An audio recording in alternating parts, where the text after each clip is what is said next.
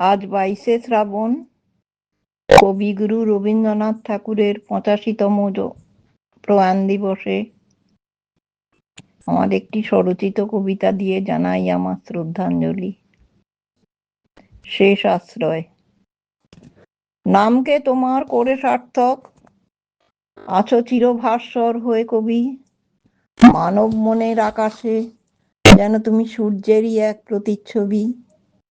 রবিরশ্মির মতো অফুরান তোমার ওই সৃষ্টির ভাণ্ডার। জ্ঞানের আলোয় করেছ উদ্ভাসিত মানব চিত্ত পারাবার। চিরপ্রদীপ্ত হয়ে আছো তুমি মোদের জীবনে মননে।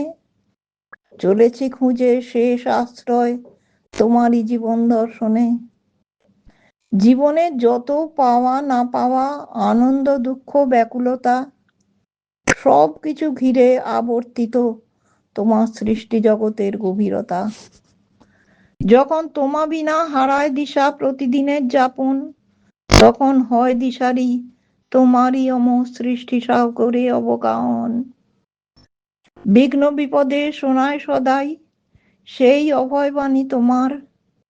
নাই নাই ভয়, হবে হবে জয়, খুলে যাবে এই দ্বার। তোমা ছাড়া আর এ জগতে মোর কেহ নাই, কিছু নাই।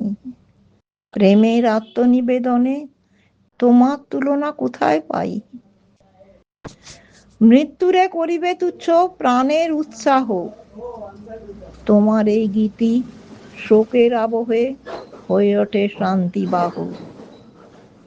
মৃত্যু বিরহ নয় চিরন্তন, শান্তি আনন্দই শাশ্বত। এই বাণীতেই বিষণ্ণ মধুর মনকে করেছ উজ্জীবিত।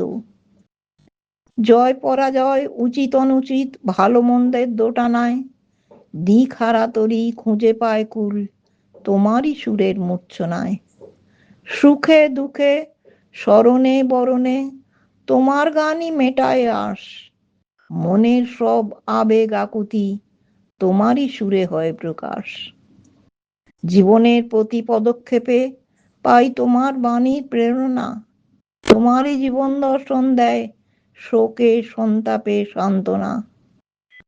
মণিমাণিক্যে ভরা তোমার ওই বিপুল ভুবন ঐশ্বর্যময়। সংকটে সাফল্যে সম্পদে বিপদে মানব জনমের শেষ আশ্রয়।